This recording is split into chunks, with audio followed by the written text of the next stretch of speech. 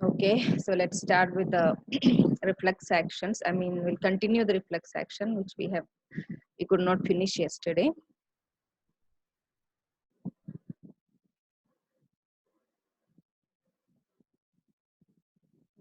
Okay, so yesterday we have discussed about we have last in the last session we discussed about tendon reflexes. Okay, and today this is tendon reflexes and also I think withdrawal reflex. This also we have covered.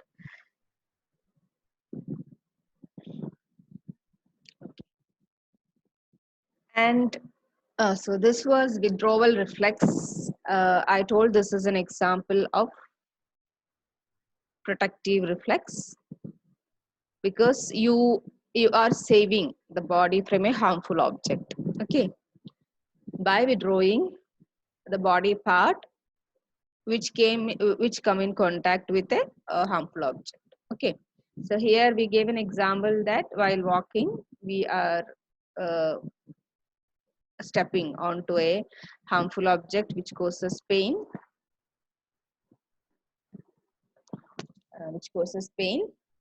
and then suddenly we withdraw the food from that object. Okay, so in that we have seen the involvement of multiple segments of the spinal cord. Okay, so that is called as intersegmental reflex, the association of multiple segments of the spinal cord which is neighboring to the segment where the sensory neuron enters. Okay, so collaterals of that sensory neuron passes to the spinal cord segment above that level and below that level. Then motor neurons with excitatory signals, they go to the flexor muscles of the thigh, causing contraction of the leg at the level of knee and withdrawal of the foot from that painful object or which causes the pain. Okay, and we'll see the next this is the position when you walk. Okay, one leg will be flattened and the foot will be placed on the uh, ground and the other is like in flexed position.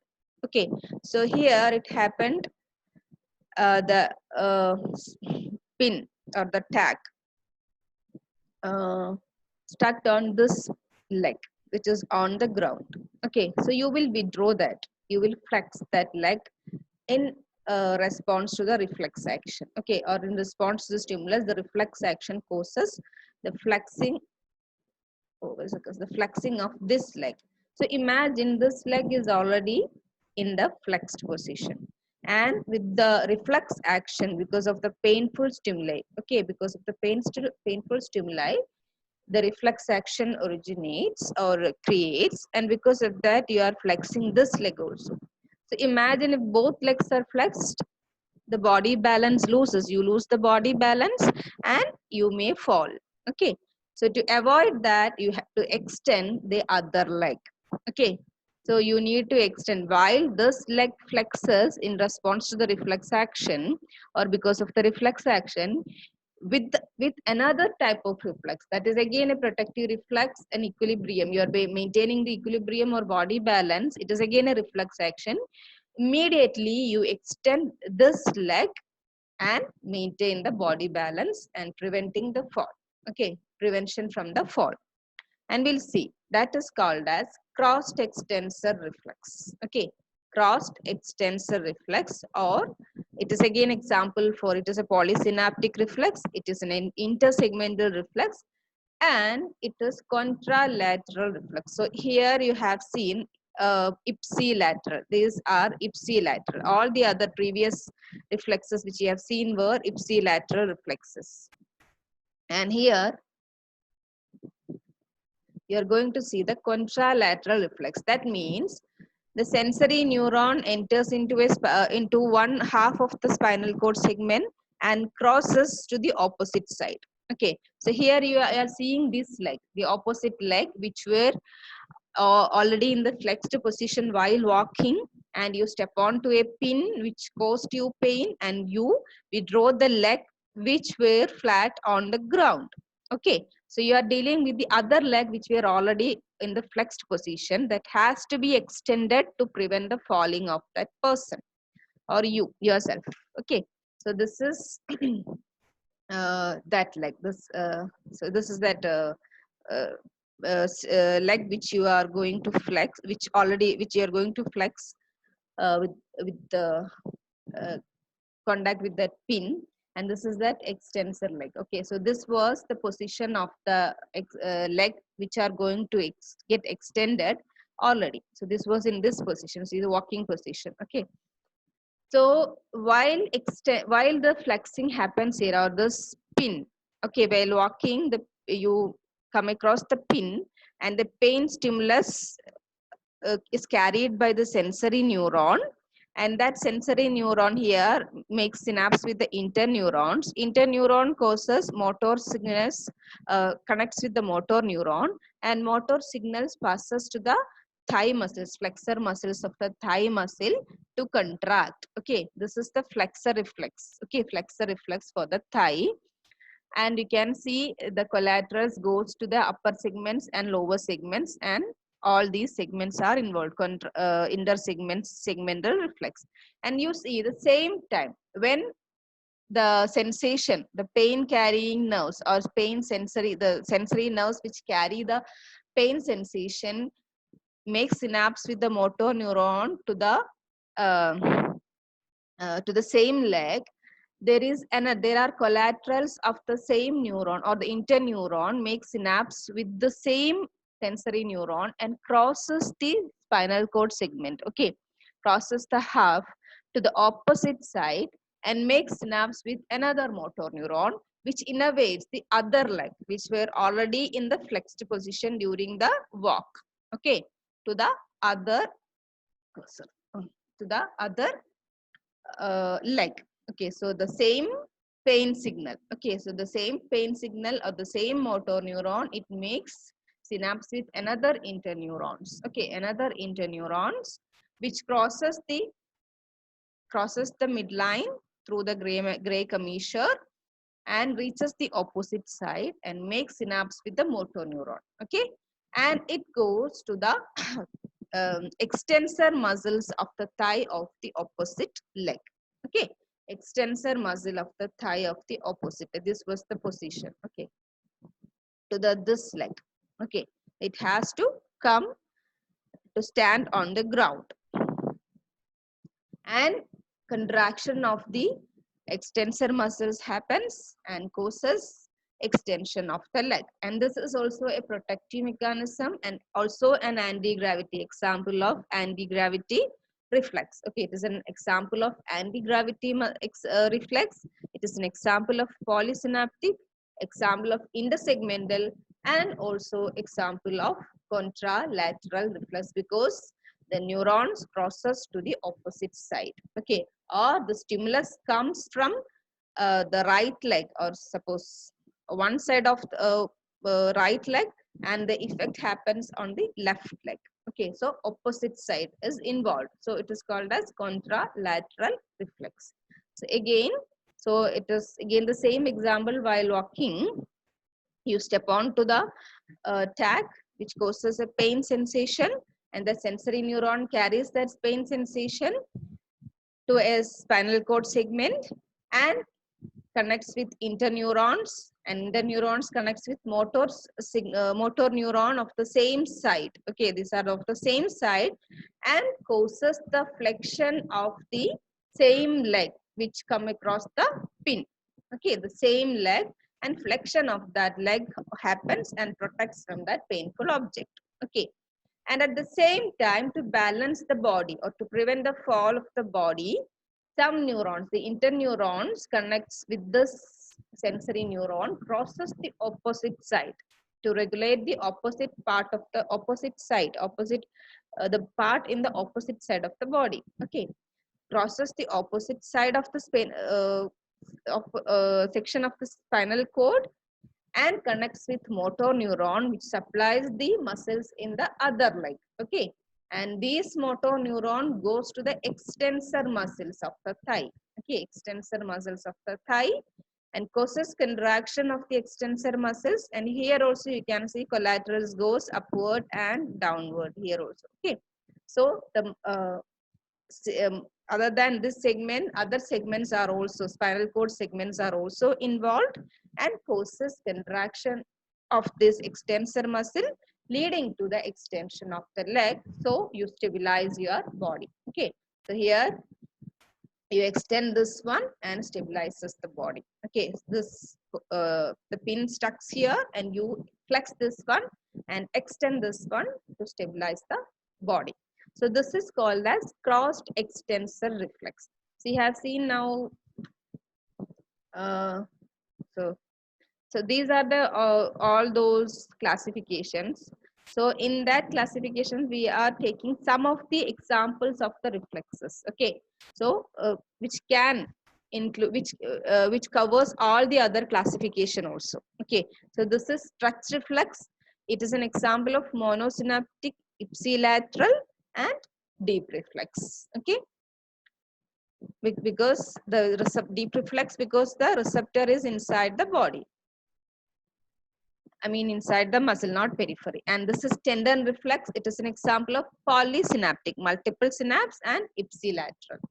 And this is flexor reflex or withdraw. It is also called as withdrawal reflex. It is an example for polysynaptic, ipsilateral and intersegmental. Multiple segments of the spinal cords are involved. And this is crossed extensor reflex. This is example for polysynaptic, intersegmental and contralateral reflex. Or this is also like comes under the classification of a functional reflex. It stabilizes the body. Okay, it is an example for anti-gravity reflex as well. Okay, so it is contralateral since the stimulus reaches on one side of the spinal cord segment and crosses the effector. In the neuron crosses the opposite side, crosses to opposite side, and the effector is the opposite side part. Okay, so it is contralateral reflex. And now we'll see some reflexes which helps in the diagnosis.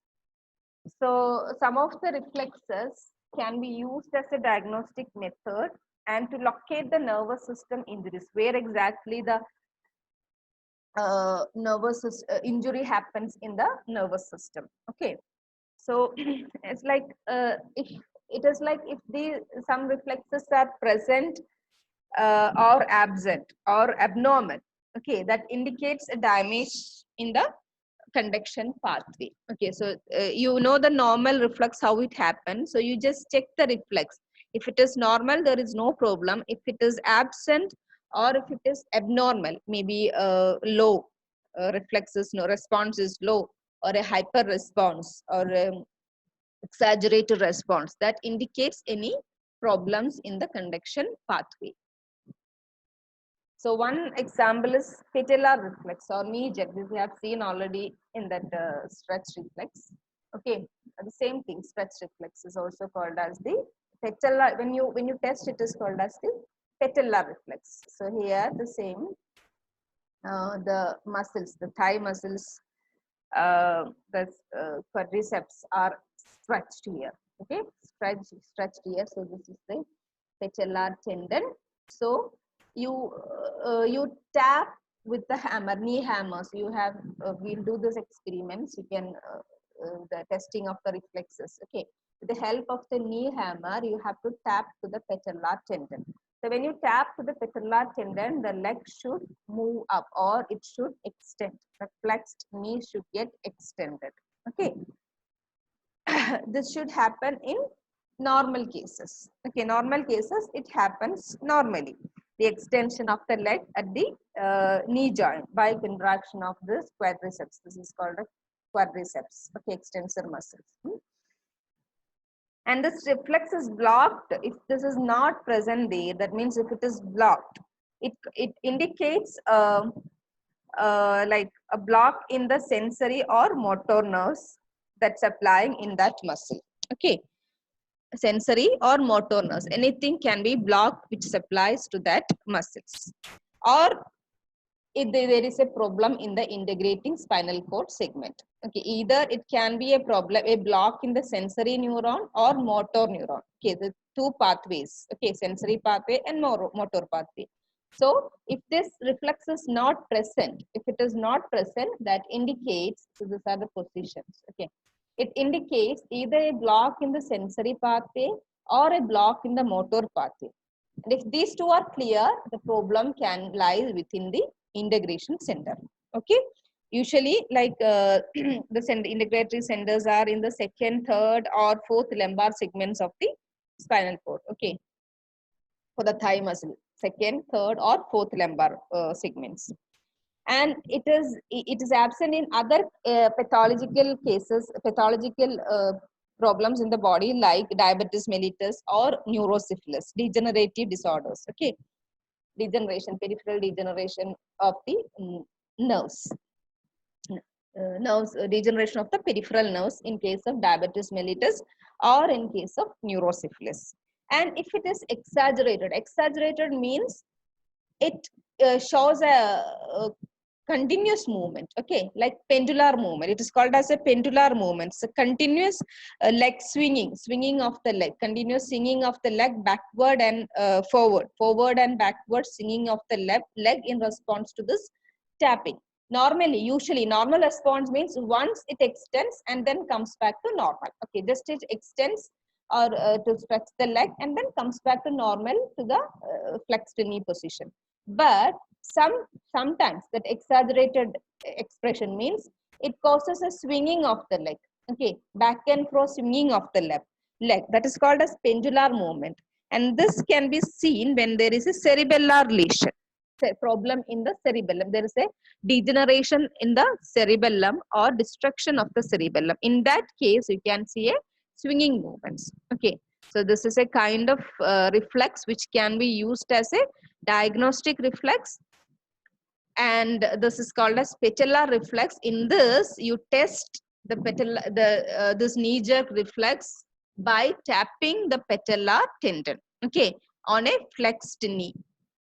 In this case, normally there should be an extension of the leg at the point of this knee, and then it comes back to the normal position, how it was. Okay. And in some cases, it is absent, that indicates a block in the sensory or motor pathway or a problem in the integration center, normally L2 to L4, L2, 3, and 4. You can see here. Or it is absent in other disorders in the body like diabetes mellitus or neurosyphilis, because these can cause peripheral neurodegeneration. Okay, neuropathy, it is called as diabetic neuropathy, peripheral degeneration of the peripheral nerves. Or it can be exaggerated, okay, over response by swinging the legs in case of that indicates a pendular movement. That can be seen when there is a cerebellar lesion. Okay, so this helps in diagnosing the type of disorder and where the disorder happens. Okay, and next is HLS reflex or angle jerk. So here you use this, the tapping is on the HLS tendon or calcaneus tendon. Okay, so the positions are, see, it is hanging. This is the position, the hanging of the leg, and then you have to tap. Okay, so here you have to keep it straight. You have to keep the foot straight while hanging the leg, and you give a tap over the Achilles tendon. And normally there is a what you call this extension or plantar, is called as plantar extension. Extension of the foot by contracting the gastrocnemius muscles and soleus muscles. Okay, so tapping is at the calcaneus tendon or called as Achilles tendon. So it is called as Achilles reflex. Okay, so in this tapping should cause a plantar flexion. Okay, or extension. It is called, this is extension and also called as plantar flexion. This side behind it causes flexion. Okay, this is the normal response. And absence, if it is absent, this absence indicates damage to the nerve supplying to the leg muscles, posterior leg muscles, or neurons in the lumbosacral. to down to towards the sacral region, lumbosacral region of the spinal cord. And same, it is absent in the neuropathies, happens in diabetes mellitus and neurosyphilis, and also subarachnoid hemorrhages in the subarachnoid layers. And and sometimes it causes continuous contraction, okay, rigidity. It should come back to the normal position, but after the stab. But sometimes it shows a continuous contraction, okay, continuous contraction or extended position. So you keep in rigidity the extended position continuously, and that is called as exaggerated response, and that is known as clonus, okay, continuous jerky movements of this ankle, of this sole or foot, okay. So that is called as clonus, and this indicates a compression or lesion or destruction.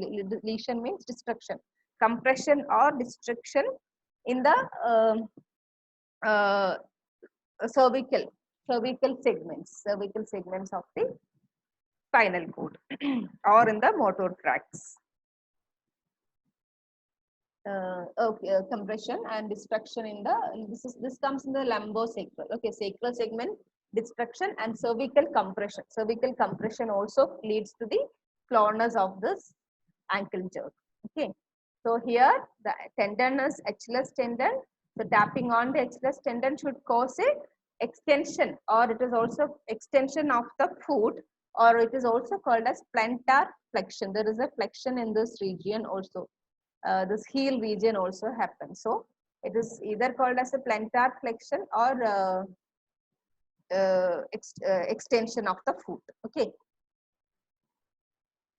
And then it the Babinski sign. This is a pathological symptom or sign, okay. Babinski sign, if it is present, it indicates a disease case.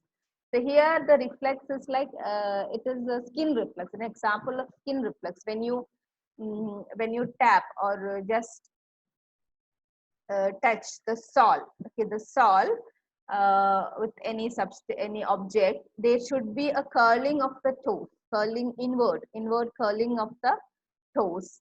This is the normal response by an adult, okay, by a normal adult, okay. If this when you touch the sole, instead of this curling, if this great toe dorsiflexes, it flexes upward, and fanning of the fingers, other fingers, okay, fanning of the other fingers happens, that is called as Babinski sign. That is that reflex is called as Babinski reflex, or this indicates the Babinski sign. Babinski sign. And this is normal in infants under the age of 2. Under the age of 2, it is normal. The infants show this type of reflex action. Okay. But after the age of the 2, because their myelination is not complete. In this case, the myelination is not complete. Okay. So after the age of 1.5 to 2 years, normally 1.5 years, this called as Babinski sign positive, and this indicates an interruption in the corticospinal tract, usually upper motor neuron lesion, okay, motor neuron destruction of the upper motor neurons, which comes from the cerebral cortex down to the spinal cord, okay, to the spinal and in during these pathway from the cerebral cortex to the spinal cord pathway, if there is any destruction in that pathway, it leads to the Babinski sign positive, or shows the Babinski sign. Or in adults also, there will be dorsiflexion of this great toe and fanning. This fanning is not compulsory, but dorsiflexion of the great toe happens. Usually when you touch the sole, when you tap the sole, there should be a curling, a downward curling of the toes, all the toes, okay. In case of motor tract lesion or destruction of the motor tract, which comes from the cerebral cortex down to the spinal cord, there will be upward flexion of the toe and fanning of the great toe and fanning of the other toe. So in adults, that reflex indicates destruction, and in infants up to 1.5 to 2 years, it is normal. Okay, so this is called as Babinski sign. And these are another reflexes which again helps in the diagnosis. Abdominal reflexes, this is like contraction, this is not uh, like this can be experienced, felt. Okay, so a contraction of the muscles that compress the abdominal wall in response to the stroking on the side of the abdomen. When you stroke any side of the abdomen, the abdominal muscles contract. Okay, the abdominal muscles contract. And that causes the movement of the umbilicus also to that region where the direction of the stimulus, in this case, towards this direction. Okay, contraction of the muscles happens and the slight movement, it's not the umbilicus entirely moves to that side. Okay, the movement, the contraction of the umbilicus also towards this direction. That is normal. This movement is normal, and that is absence. The absence indicates lesion of corticospinal tract, any motor tracts or peripheral nerves, or lesion of the integration centers in the thoracic part. Okay, that indicates the thoracic part lesions. Okay. And another is pupillary reflex. This is an example of autonomic reflex. One of the autonomic reflex which can be visible. Usually autonomic reflexes cannot be tested, but this can be tested. In this case, like when you torch, okay, when you observe the pupils by lighting, you can see the constriction of the pupil when the light falls into it. And this is bilateral response. It is not that the constriction of the pupil happens only on the eye where the light directly falls. The constriction of the pupil happens on the other eye also. This is indirect light reflex. Okay, direct light reflex and indirect light reflex. So when the light falls on the retina, on the pupil, okay, on the retina or the pupil contracts in response to the bright light. The contraction of the pupil is the reflex, and in the opposite eye also it happens. And usually this reflex involves the medullary centers. Okay, the brain centers. Absence of this indicates the damage in the brain. Usually we confirm the brain death by doing checking the pupillary reflex. Okay, so absence means there is a damage in the brain. The medullary centers are damaged. Okay. And the properties of reflexes are like one-way conduction. That means direction. The pathway is from the stimulus to the integration center, and from the integration center to the effector. And summation. Summation means not added. Okay. Summation means two stimulus can be summed up. Okay, like there are two: temporal summation and spatial summation. Temporal summation means if you give successive stimuli one after the other. Okay, one after the other means within short interval. Within short interval, you are giving successive stimuli to the same neuron, to the same nerve, that causes a cumulative effect of the reflex action. Okay, to produce a better response. Spatial summation means you are applying stimulus at same time to two adjacent nerves. Okay, to two adjacent receptor or two adjacent nerves at the same time. That is called as spatial summation, and to get a better result. Then comes occlusion. Occlusion means these neurons, they share the same pathways. The same pathway. The neurons they move through the same pathways. Okay, and the simultaneous stimulation of two nerves. So, when you stimulate this two nerves at the same time, which shares the same pathway. Okay, that causes a decrease in the what you call response. Okay, the response would not be greater than the individual responses. And then comes facilitation. Facilitation means repeated stimulus, repeated elicitation of reflex increases the response. Repeated stimulus causes like that of summation. Okay, and then causes subminimal or subliminal fringe. This case, when you stimulate a reflex pathway, there will be an associated pathway also. That associated pathway gets partially stimulated. Okay, and that will be easy for the stimulation of the associated pathway for another stimulus. Okay, increased excitability of the associated pathway. And then comes irradiation. Irradiation means when the strength of the stimulus, you gradually increase the strength of the stimulus, and that causes the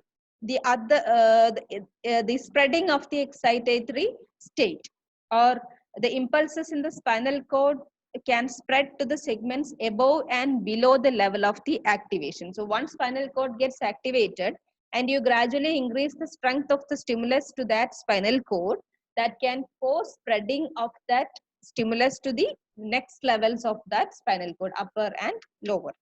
And then comes habituation and sensitization. Habituation means you are habituized to a repeated stimulus, like sound. Immediate louder sound can cause reflex action in you. But if that louder sound continues, you will get habituized that